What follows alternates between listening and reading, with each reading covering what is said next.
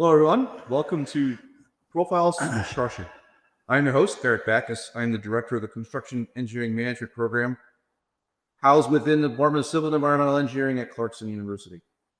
The CEM program is a premier educational opportunity that builds quality graduates to be future industry leaders, delivering value to the civil infrastructure and building construction industry in order to build a brighter future. This is our first of a series of profiles of construction. We seek to share stories from people who have made an impact, and we hope to inspire younger generation to pursue their education and career in an industry that, simply put, builds our world. I have sitting with me today Mr. Spencer Thew, a proud Clarkson University alumnus, civil engineering 63 with an MS in 71, and a longtime faculty member. Mr. Thew has over 55 years experience in geotechnical engineering, materials engineering, and construction management. He was responsible for foundation design, construction inspection, and project management. Past projects include the 1980 Lake Placid Winter Olympics, the FY 86-87 Fort Drum expansion, the largest military construction project since World War II at the time, the IBM Endicott expansion, 5 buildings including a research center, the NYPA 765 kilovolt transmission line between Quebec and New York City, the SUNY Canton Campus expansion, new campus with dorms and academic buildings, the Syracuse Federal Courthouse, Corning Glass Headquarters Building, Dartmouth Hitchcock Hospital, a new campus with 9 wings, Medical Center of Vermont, a Hope Depot, 6 projects for them, Walmart, 45 projects for them, Wheeler Sachs Army Airfield expansion at Fort Drum, a 175,000 cubic yard concrete place for a runway. Mr. Thew is also the founder of Atlantic Laboratories Limited, Atlantic Testing Laboratories Limited, housed right here in Canton, New York. So let's start with Spence, if you will. Can you tell me a little bit about your story? How did you get interested in construction? Well, first off, you reminded me of a lot of projects I kind of forgot about, but anyway, I don't know where you came up with them all, but interesting. My father was a general contractor, residential, commercial, and so I worked with him, and I'd also worked with a surveyor prior to attending Clarkson. And I just really enjoyed the construction industry. I actually was kind of just thinking I'd follow in my father's footsteps, but he had better plans that I should go to college, which was positive. His first person in our family that went to college, so that was interesting. But anyway, that is how I got started, was just taking a look at what happens around me, and I would see bigger projects, and it was just always fascinating to me. Like working with Dad. For sure. So you're a Clarkson alum. Why did you choose Clarkson? What interested you most about Clarkson? You could have gone to a lot of places in school. Why Clarkson? Well, I guess that's an interesting story also. I went to RPI for an interview, and I thought they were pretty stuffed shirt. I went to Northeastern University for an interview, and they told me I had to lock up my bike, and I'd never locked up anything in my life, so that wasn't for me. I went to Norwich, and the plebes were running around the dorm with footlockers over their heads, and that didn't turn me on. And finally, the last choice was really Clarkson. I came here, and hey, it was the right spot. It was just the right personality. The professors were great. You just felt at home here, and it really turned out to be home. We love to hear that this is home for people who are here. Yeah, home for the rest of my life. Right. Right. Well, we'll talk about that. I'm sure we're all here. Was there a particular moment or influence that sparked your interests in what you're doing and where your career went? Yeah, there was actually a few things. I guess number one, I had an internship after my freshman year with the Army Corps of Engineers in Plattsburgh. And we were working on the Atlas missile sites, and my job was a soil and concrete technician. And it was exciting. I think there were 10 sites, if I remember correctly. And we travel to 1 or 2 sites a day, long days, 12, 14-hour days typically. A lot of overtime, so that was nice. So that was the first year. The second year, same project. The third year, again, the Corps of Engineers worked on the overrun at Plattsburgh Air Force Base. But as I got out there and just saw the contractors, saw the workmen, saw all the energy and excitement. I just knew that, hey, this is where I want to be. At Clarkson, Bill Harrison was one of my professors, and he taught geotechnical engineering. And Ed Mazazis also taught geotechnical engineering. And I really enjoyed both of their classes. Plus, I worked for them in the soils lab as a student. And I really enjoyed working in the soils lab. I remember setting up consolidation machines, triaxial machines, and all that. And that's when they were first really getting involved with triaxial testing. It was pretty early. So anyway, I just really loved it. And probably at that point, I decided, hey, this is where I want my career to go: geotechnical engineer, construction materials, and so on. They kind of go hand in hand, but you get an opportunity to see a lot of projects. So speaking of that, you talk about your time here at Clarkson, some of the internships and things like that. What path did you follow for the first few years after Clarkson? Well, I think like everybody, you graduate, you're not quite sure where your career is going. You take that first job. And my first job was with Haller Testing Laboratory in Plainfield, New Jersey. And again, it was geotechnical engineering, construction quality control. I was responsible for managing drill rigs, geotechnical on different projects. And I just really enjoyed it and worked on a variety of projects. Shea Stadium, that's no longer there. CBS building, Pier 94, 1964 World's Fair. So I was just getting out and seeing all these different projects, and I was in the office maybe a third of the time designing. The rest of the time was in the field. And it just really just fit my personality. A lot of fast moving things. You're seeing a lot of people. You're seeing big equipment. You see a lot of progress every day when you leave a project site. And I just knew that that was the right place for me. And actually at that time, I probably started thinking about actually having my own business at some point, because I loved the drilling part of it. And I thought, hey, it's pretty easy to get into that. But then I was ROTC, that was Vietnam, and had 2-year military obligation. I went to jump school at Fort Benning, Georgia, and I had orders for jumping in a rescue outfit in Alaska, which was just really, really exciting to me. However, they got canceled because a RA captain coming back from Germany thought he wanted the job. And so he got the job, obviously. I didn't. So my next orders were for Vietnam to jump behind enemy lines to spot airfield sites. And at the time, when the orders were canceled, I was a little disappointed. Now I'm very happy they were. But about 8 hours before I was ready to leave, the orders got canceled. So I was at Fort Belvoir at the engineer school, and people knew that I had an interest in geotechnical and construction materials. And so they offered me a position there, which was great. So I was in Virginia at the engineer school, teaching exactly what I enjoyed doing. So that was very positive. While there, I was moonlighting for Prince William Engineering and doing site work, designing site work for satellite cities. And this is probably a big changing point in my career, because some things happened. I was looking at the way that they were doing the construction, and Virginia has the rolling terrain, and they would build sub-basements. So the front of the house would be 3 blocks high, the back of the house would be 20 blocks high. They try to fill inside, they knocked down the walls. It was ridiculous. And I said to Cal Burns, who owned Prince William Engineering, I said, this is a stupid way to do construction. He said, well, how else do you do it? I said, cut and fill. And, that seems pretty obvious now, but in those days it wasn't, apparently. And he researched it and found out that VA and FHA wouldn't issue mortgages on houses built on fill.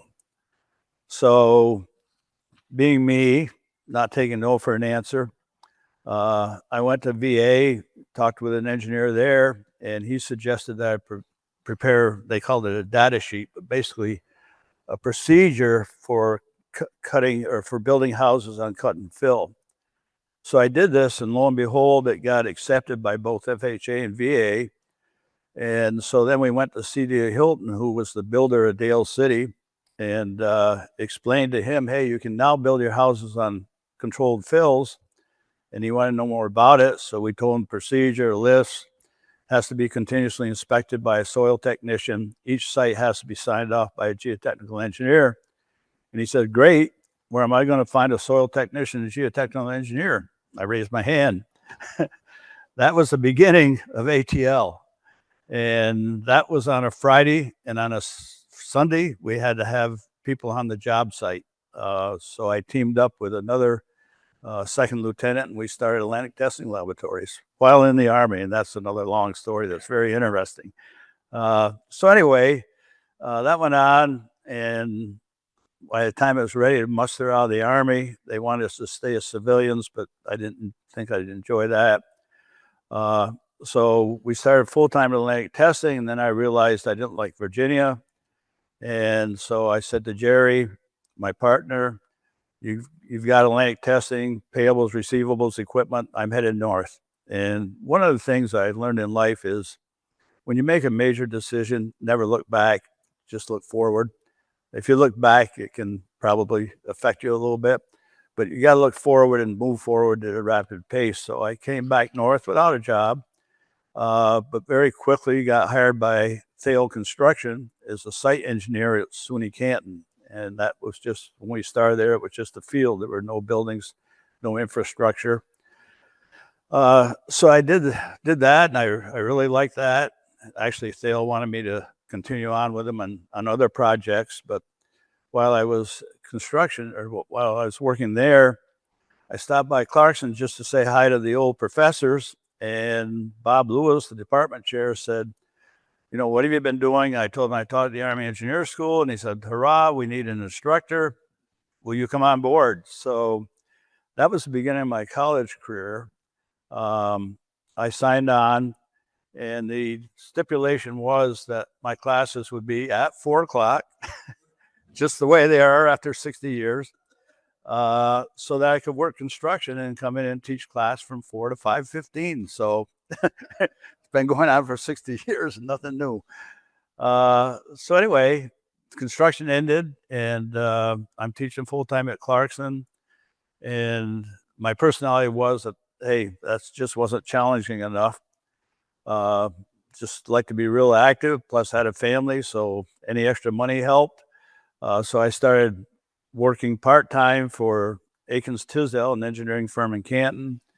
And as I'm doing that, I realized, hey, there's really a need for geotechnical engineering firm and a construction materials testing firm in the North Country. And lo and behold, Atlantic Testing Limited was born. So that continued on, obviously, for 40 years. I was the founder. I guess I worked my way up chairman of the board, but anyway, also started Spencer Thew, or actually at the time it was Spencer Thew PELS, which was the engineering surveying firm. And we did quite a lot of geotechnical engineering. Actually, Bill Heider, who was a professor here at Clarkson, he and I did a lot of geotechnical projects together.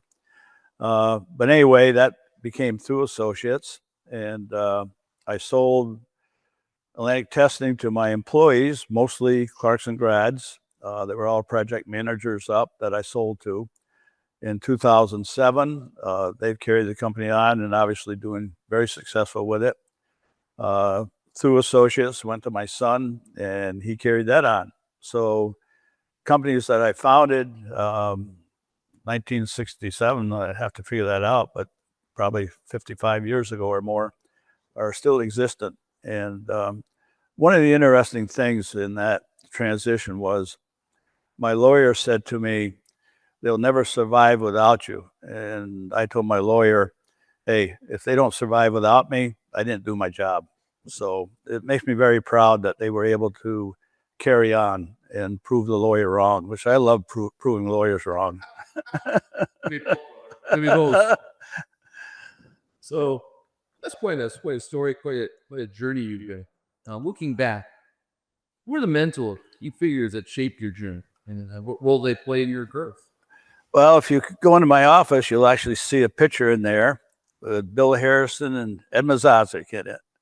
And I got a little note under it that they were my mentors, and they truly were. Bill was also the hockey coach here, and his team, I think it was 1958, was national champs. And there's a lot of nice stories about Bill and his coaching career and so on. But Bill was a very humble individual. But he was my geotechnical professor. I took graduate courses from him. But he was a big inspiration to me because I loved hockey, and I would see him in the classroom, and I'd see how he'd handle classroom, and he handled his hockey team the same way. He just gave everybody a lot of encouragement, allowed you to have a lot of independence, and it was just a wonderful individual. And I think from the academic standpoint, he really taught me a lot, not just about academics, but about life. On the other hand, Ed was more proactive with professional societies. Bill wasn't. He was involved with coaching and so on. In those days, folks, think about it. Our coach also taught. One trainer. But anyway, Ed was way more involved with the Professional Engineering Society. He eventually worked his way up to Dean of Engineering. And he took me under his arm and just would take me to the professional engineering meetings, ASCE. So he was very inspirational to me from that standpoint. So I contributed a lot of my success in life to both of those individuals. And they were up. Of course, once I graduated, they became personal friends. So, yeah, it's different when. So, speaking of mentoring, for those who don't know, I had Spencer as professor of mine here at Clark, and so it's really weird just coming back, having a mentor, now be a colleague. I've enjoyed, still having him mentor me along the way. So, thank you for that. Mentor important. Next question is: can you share your favorite quad you worked on and what made it especially meaningful to you? There were a lot of them. You named a whole bunch at the beginning. It made me start thinking which was the most interesting one. But I think the Olympics, the 1980 Olympics, was probably the most interesting. I called it my 4F job. It was fun, fascinating, frustrating, and financially questionable. But anyway, we did the drilling for all the venues, the athletes' housing, the field house, the ski jumps, and so on. Also did the geotechnical engineering on the athletes' housing and on the ski jumps. And then when construction came along, we did all the construction quality control on all the venues. We had a lot of people on the job. I enjoyed it because I was flying back and forth from Potsdam to Lake Placid. So you get to fly over the Adirondacks. And I was just thinking about it riding in today. In the fall, you just see all the pretty trees and lakes below you. So it was a lot of fun because we met a lot of different people. And there were a lot of challenges, schedule-wise, quality-wise, just a lot of challenges. And we worked there right up until 3 days before the opening of the Olympic Games. And so I just enjoyed it because it was a project that obviously was world-renowned. So it was very interesting from that standpoint. I hear some miracles happen. Pardon? There's some miracles happening. Yes.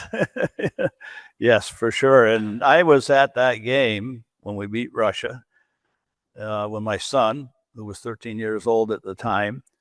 So I wanted to go downtown and party, but obviously I couldn't. So I went down and got in a traffic jam. So I could stand there and watch everybody have fun. Yeah, and then we were also at the gold medal game. So that was all very interesting. And another job that I did recently that was really a lot of fun. And I think that's one of the things that's so important in life is that you're working on projects that are fun. If you're not having fun at work, there's something wrong. Change jobs. Pretty simple. But my last one was actually the Greenfield site in Canton, and it was a medical office building. And I was representing the hospital. Actually, I had done 2 other jobs with the hospital, pro bono. But when that project came along, they wanted me to be project principal representing the hospital. And when I went to construction, I was very involved in getting the site, acquiring the site, the land, and so on. We did all the geotechnical engineering, surveying, drilling, and everything. And then when it came time for construction, the hospital wanted me to be the project principal representing the hospital. And I just thought that that was going to be a lot of fun. And long story short, I actually was a consultant, so I got paid for that one. I did all the other ones pro bono. But anyway, on that project, we had Pike Construction as construction managers. And the thing that made the project so important to me is I really felt that it was going to be my last major project. And I wanted it to be fun. But I was involved on a day-to-day basis as project principal, down to the point that I used to go to the foreman's meetings. And at first, there was a little bit of doubt. It's very unusual for an owner to go to foreman's meetings. But we were under a very tight schedule. Actually, I think when Pike looked at it initially, they were thinking it was a 16 to 18-month schedule. And as it turned out, we had 12 months to get the job done. A lot of detail there, but basically it was reimbursement from the state and so on. So we had 12 months to do the job.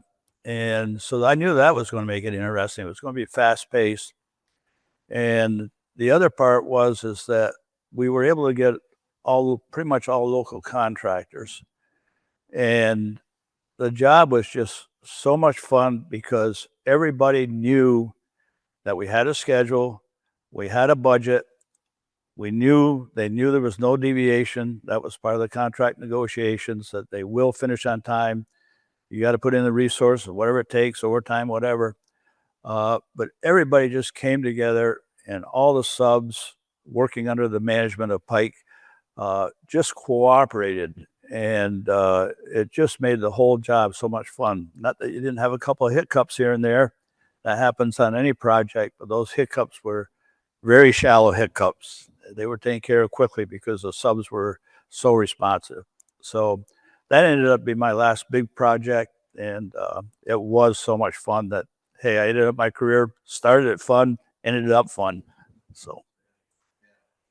Great when you have a good team that comes together. Yes, it is. Yeah. And we finished on time, actually to the very last day, but we were on time and we were under budget by a fair amount. So that, and the quality was very good. Randy Van Brauken was involved with that. That again made it a lot of fun because Randy was very knowledgeable in construction. And he was representing the hospital, so it was just good all around. So, talk about the good times. Now let's turn around a little bit. Can you tell us a challenging or difficult experience in your career? And what did it teach you? How did you grow from it? Well, yeah. Remember I said the Olympics was frustrating? There were some frustrating times there. One very simple one was when we were doing the speed skating oval, the contract documents called for a broom finish. We started placing the 1,600 yards of concrete at 6 a.m, thought we'd be done by 4 and have a hell of a nice party. And at 10 o'clock, we're about probably 25 to a third of the way around the oval. Jack Shea, 1932 gold medal Olympic skater, good friend of mine, came over and we were talking, and he said, the finish on that concrete is not what they have in Sarajevo. I said, what are you talking about, Jack? He says, I want it smooth. concrete had been set up since 6 in the morning. That's now 10 in the afternoon or 10 in the morning. When I went and explained that to the contractor, there was a lot of fine language that I can't repeat here. But the contractor did what he did. I made Jack sign a document very quickly. I wrote it up. Well, first off, I went and almost in a heartbeat, went and looked at the specifications to make sure it did say broom finish. But anyway, it did say broom finish. But so we started trying to do what you knew, what everybody knows is not going to work, but we did it. But I had made Jack sign a document saying that he was instructing us to do a troweled finish. So it was probably actually 11 o'clock by the time Lac-Ouderre found troweling machines and all that. But obviously the whole thing ended up in court. Obviously the concrete spalled, stuff like that. So that was one frustrating thing. Another one, which was probably the most frustrating thing in my whole life, was the field house, the structural steel for the field house. It was being fabricated in Albany, and it was all tubular structural steel, and it was TKY connections. So that meant that you'd have a bottom cord and top cord that were maybe 18 inches in diameter. Then you'd have a vertical that was maybe 14. Then you'd have a diagonal that was maybe 12. So you can imagine coping all those things together. And the contract obviously called for full penetration welds. So that is all very difficult. The fabricator had a computer program, and they were trying to do all the copings using the computer program. And long story short, nothing was working well, and we were not getting full penetration welds. And so we, Atlantic Testing, I had an engineer there, Dave Sanford, licensed engineer. He was on the job site full time. He was certified in NDT, ultrasonic biparticle. And anyway, Dave is telling me, hey, these are not full penetration welds. And he was rejecting them at a rate of about 70%. Obviously, this was causing problems. And this was like in early December, late November, early December, that I started notifying the construction manager and the Olympic Development Authority that these welds are not acceptable. And then I started getting a lot of pressure, phone calls late at night and so on, that, hey, you're holding up the Olympic project by rejecting all these welds. And so this became a serious concern to me, because at that time, there was no written American Welding Society procedure for testing welds on tubular structures. So I'm getting pretty nervous that, hey, maybe we're not correct. So I called in another laboratory, a good friend of mine out of Massachusetts, and had him check the welds. And he also found that they were non-conforming. So I felt a little bit better, but still there was no written procedure.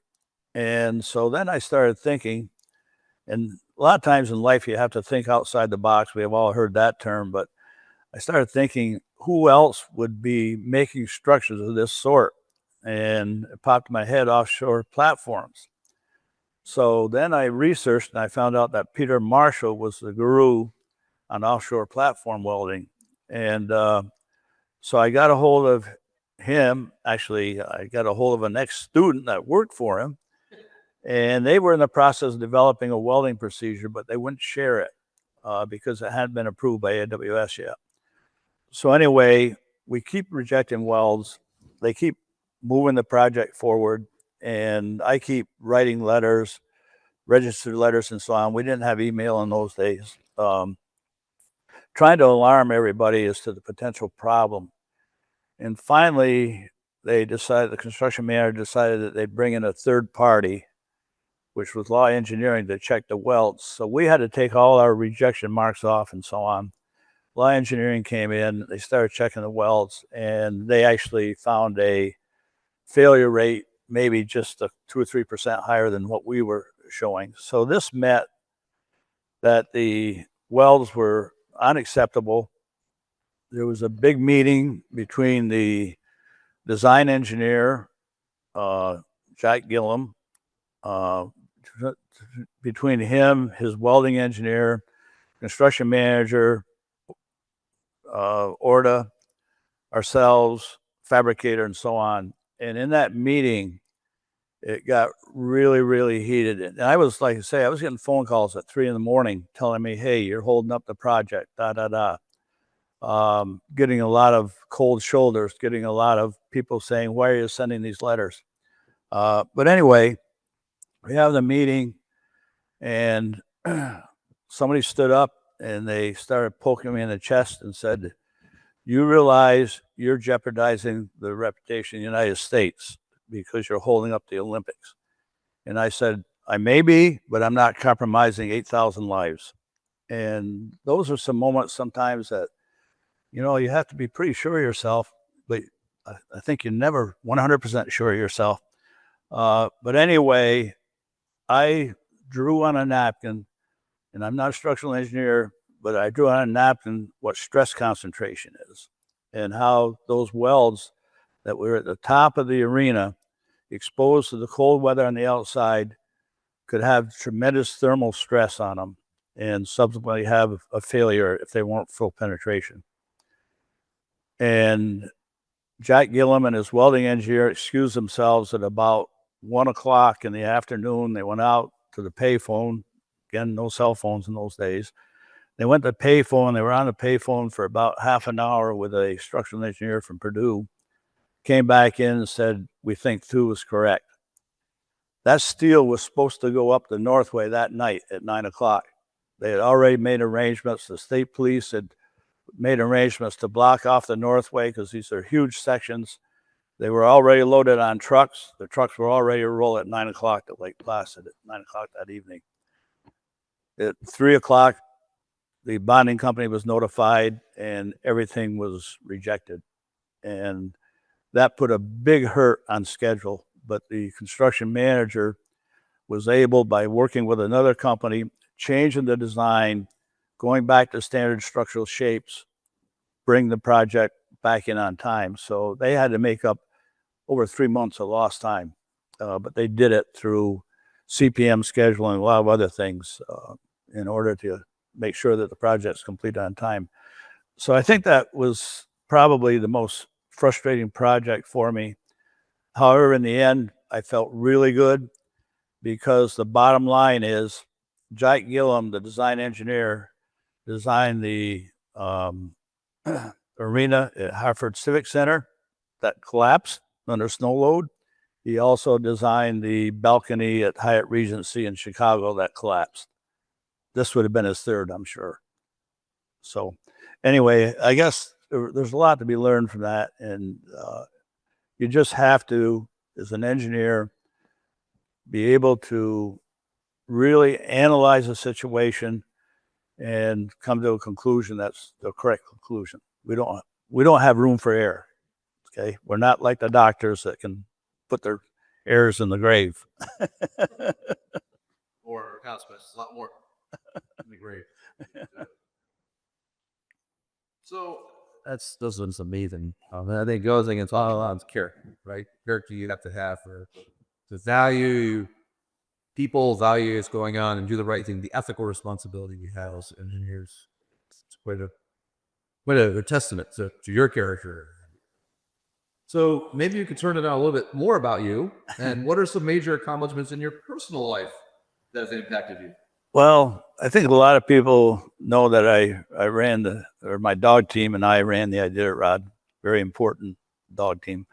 But anyway, I guess as I've gone through life, I've always been one that has a lot of energy, type A personality, I guess.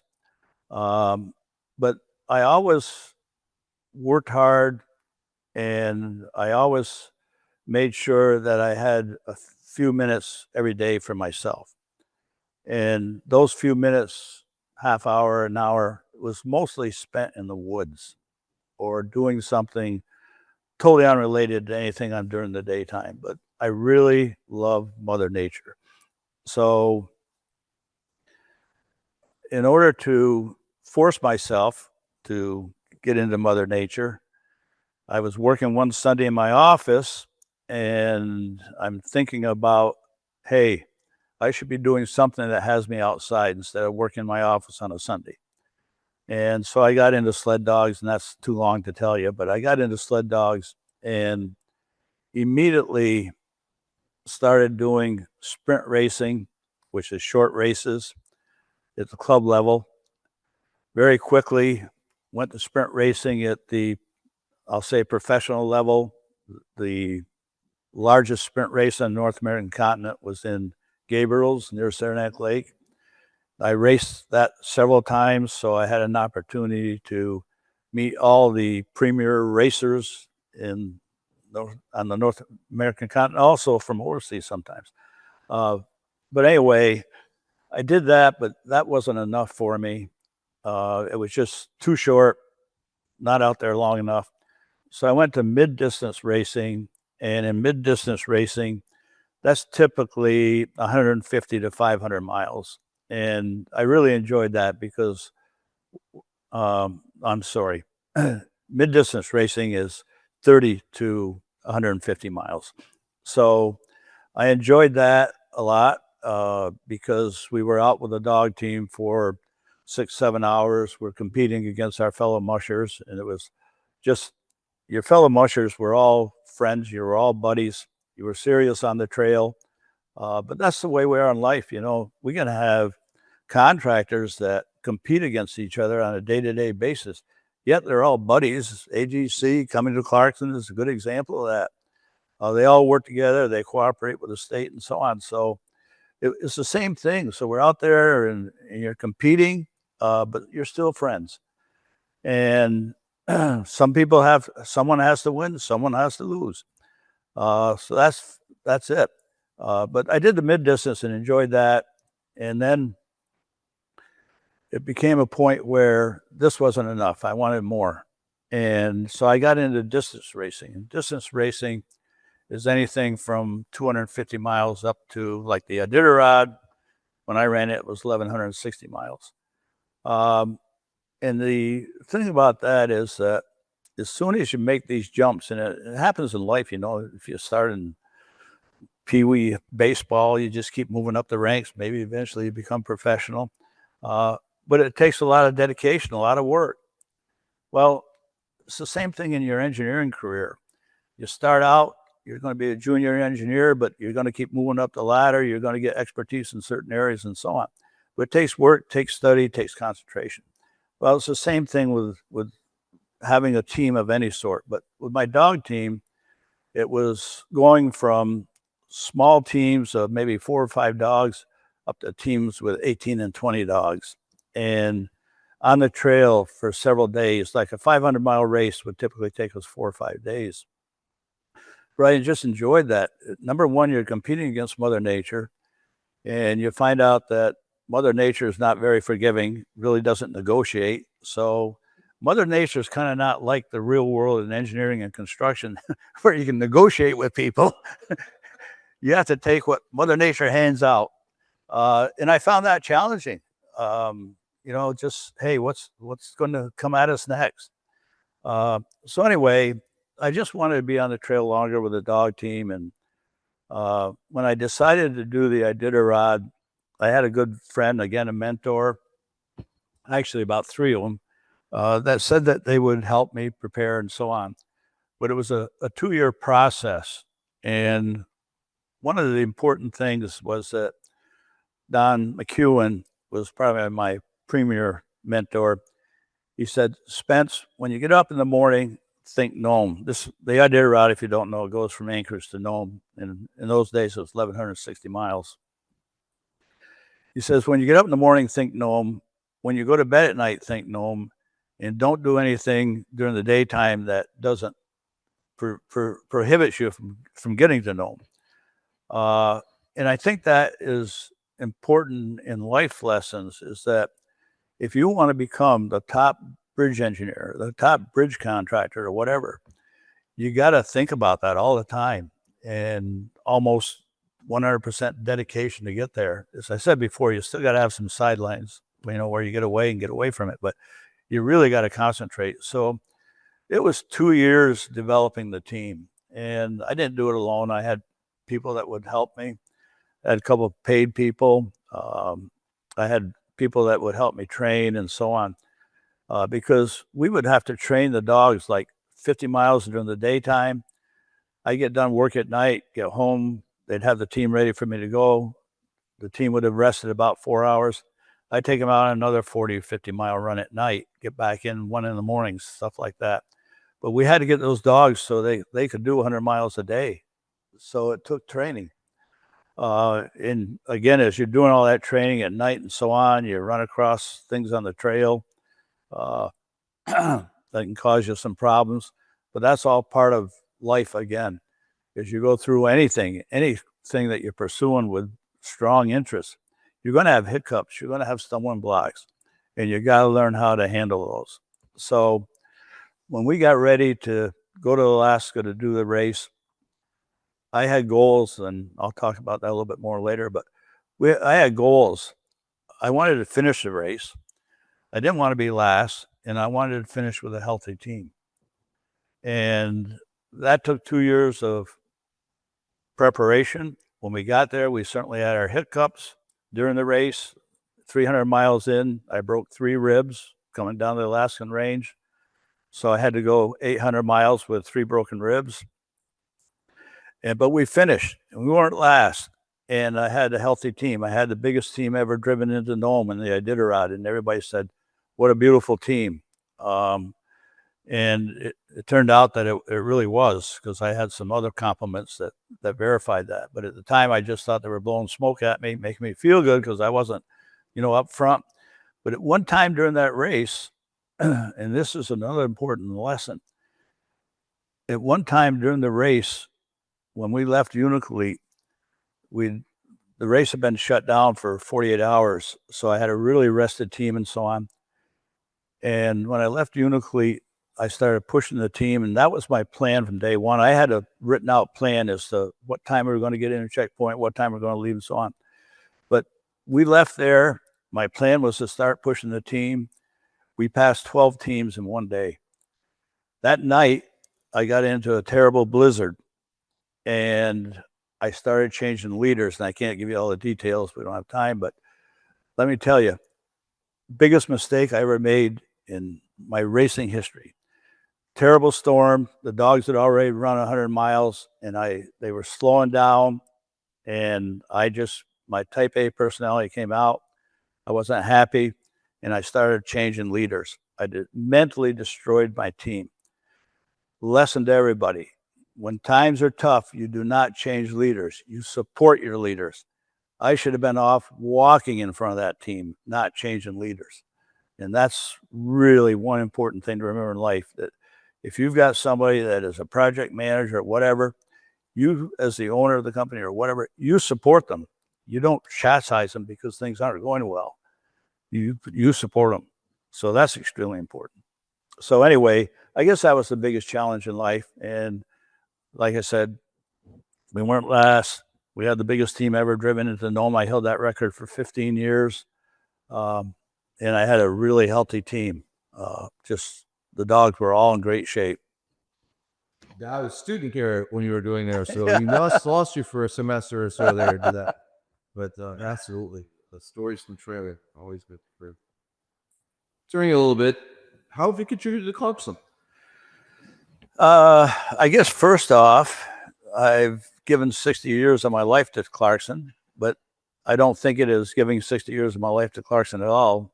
It was a privilege to do it.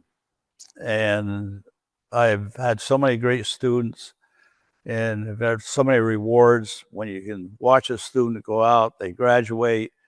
As we've already talked, I think everybody goes through the first few years not quite knowing where they should be. And they might change jobs once or twice, but then they hit the ground and they really know where they want to go. And just following those students in their careers, and I encourage all students, hey, if you graduate, I'd love to hear what you're doing. still stay in contact like we all do with our students. But that's so rewarding. That's a intrinsic reward just to see your students become successful. And I can sit here and name a lot of them that are now owners of construction companies, engineering firms, and so on. So that was one. When you come to the financial standpoint, and I think it doesn't matter if it's Clarkson or if it's professional society or what it is, it's your church. You have to contribute, not maybe just time and effort, but you have to contribute financially. There's no organization that runs on total love. So you need financial contributions. So I've been able to do some for Clarkson. Jack Hans was my soccer coach. So when they built Hans Field, I was selling ATL at the time, so I made a fairly substantial contribution there. Kind of interesting because it all kind of happened at the same time. When I sold ATL in 2007, the department chair wanted us to put more emphasis on our construction engineering management program and said, by the way, there's no extra funds. So, yeah, here's another challenge. We're giving you a new job, no salary increase, but that's okay because it was a challenge to me, and the salary didn't mean that much, thank God, at that time.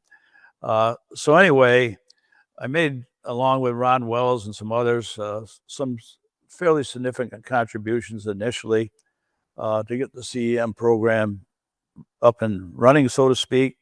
Since then, we've had several wonderful supporters. Erik keeps developing new supporters and so on. And just, by the way, getting Erik back into the program was so good because this old boy was getting a little tired. We needed new energy, and he sure brought it. So that was positive, but contributing that way. When we wanted money for field trips, we did the Sandy Ginsburg Endowment. I made a fairly significant contribution to that. I contribute to the construction fund, or to the Clarkson Fund, maybe not as much as I should, but I think that we just have to look at whatever we're doing and make our financial contributions. Still, I'm old enough, I'm life member of ASCE, life member of the PE Society. They don't require dues from the life members, but I still send in my dues just to support them. So I think that's important. You're right. It's a time, talent, trigger, and work on set for X. You could contribute lots of ways. You've been really emblematic of that. You're long tenure, faculty member, adjuncts, full day work, come still teach and run dogs at night. All that is good. And reputation with Clarkson has been lifted up by you, certainly. So that's a huge part of your contribution for us. So I've got one final question for me, a wrap up, and there's also an optional question that came in from our audience. So I'll try to make these quick if we could. Thinking about the next generation, what advice would you give young students, young professionals about the opportunities in their construction career it can offer, and especially as you think about things as a graduate faculty member here? I think number one is to establish goals. Excuse me a second. Set goals and set the bar a little higher than what you think you can obtain. And to me, it's important to write those goals down because you can go back 5 years later and take a look at what you wrote down today and say, I achieved it. So that's the intrinsic value that you get out of that. So establishing goals is extremely important. A few other things: be transparent and honest. So important. There's going to be maybe things in your career that you don't want to share, but share them. Be transparent. We all make mistakes. It's human. If you make a mistake, fess up and figure a way around it. Figure out how you're going to fix it. So transparent, honesty, I think, are real important. Another thing is be able to walk in the other person's shoes. So when you're thinking about something, you're thinking about somebody maybe that's working for you, a partner on a team or whatever. There's some difficulties. think about what they're going through. And you don't necessarily know what their personal life is, but sometimes just having conversation with them, they want to tell you about their life a little bit, about their difficulties and so on. I think that's important. Another real important one is find a mentor. And it could be more than one, or maybe watch a leader, watch how a leader behaves, watch what their actions are, watch what the reactions are to their actions. Okay. You can learn a lot from that. So I just think that you have to be a little humble, and you have to really understand the other person. You have to understand what the team's objectives are. You have to understand how you're going to get to those objectives, and you have to understand how do we evaluate how well we did. So I guess those are some of the things that I would think. Great. One person online indicated that your recollections about Ed Masizik, Dean Ed Masizik, brought back that he actually was interviewed for Clarkson with Ed about 35 years ago. So definitely brought back that memory for them. So it was a kind of a cool story. Wow.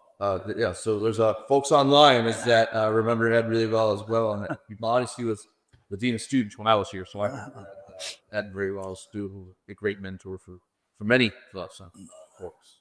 A question that came in was, from when you began your industry until now, what kind or piece of technology have you seen become a game changer in construction?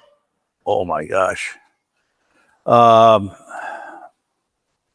Obviously the computer has changed everything, from slide rules to doing our engineering calculations with computers now, but project scheduling and so on.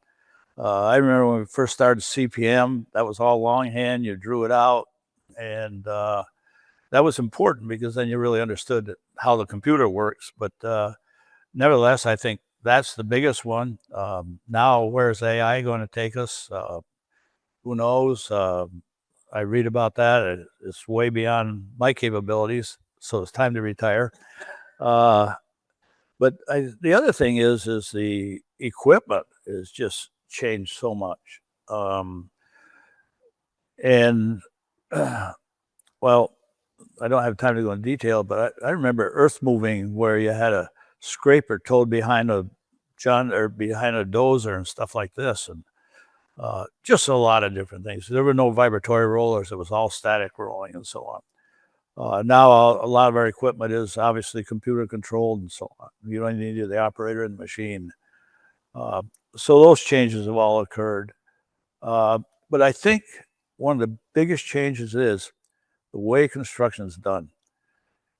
When I first got in construction, the superintendent had to be a hard-nosed, hard-pushing person, hollering and screaming at the workers. Safety was not primary at all. And now that's totally changed. And that is all for the positive. Obviously, I think 1973, OSHA came along. But even when OSHA came along, there still wasn't a big change in the mental attitude of people regarding safety. Now safety, and I don't think people are blowing smoke, but safety is number one. And I truly believe that most people think safety is number one, ahead of profit, ahead of schedule, and so on. So that is probably, to me, from the human side of it, that is the biggest change that is positive. It's just the safety aspects on the construction site. Yeah, and all the devices and mechanisms down to make sure you stay safe. I mean, all the harnesses, the cables, all the things they think about that go into protecting people on a job site. It's a huge part. In a sense, it is technology. Yeah. Yeah. Well, thank you, Spence, for the opportunity to talk today. And thank you, everyone, for listening and joining in up today. We really enjoyed the conversation. Thank you for that. Our next Profiles in Construction will be October 8th at noon with the Wesson Group, where Ashley Delaney, class of 09, Director of Human Resources, and Jeff Latagne, may I get that pronounce that right, of class of 92, Vice President, will talk about company culture in construction. How a great company culture can make a difference in your career progression, promoting professional growth and jumpstarting your career, and how work-life balance can exist. I think Spence thought a little bit about this here today. At Clarkson University, we build your future. Our construction engineering management program has programs in undergraduate and graduate education and boasts a 100% placement rate for graduates year after year for over a decade. Clarkson University is a proven leader in technological education, research, innovation, and sustainable economic development. Clarkson faculty have direct impact on more than 7,800 students annually to nationally recognized undergraduate and graduate STEM designated degrees, engineering, business, science, and health professions. Executive education, industry-relevant credentials, and K-12 STEM programs as well. Alumni from Clarkson, of course, earn salaries among the top 2% in the nation. 1 in 5 often leads at the C-suite level or better, or founds a company like the one. So again, thanks for your time today, Spence, and thank you for all for listening. My pleasure. Have a great day.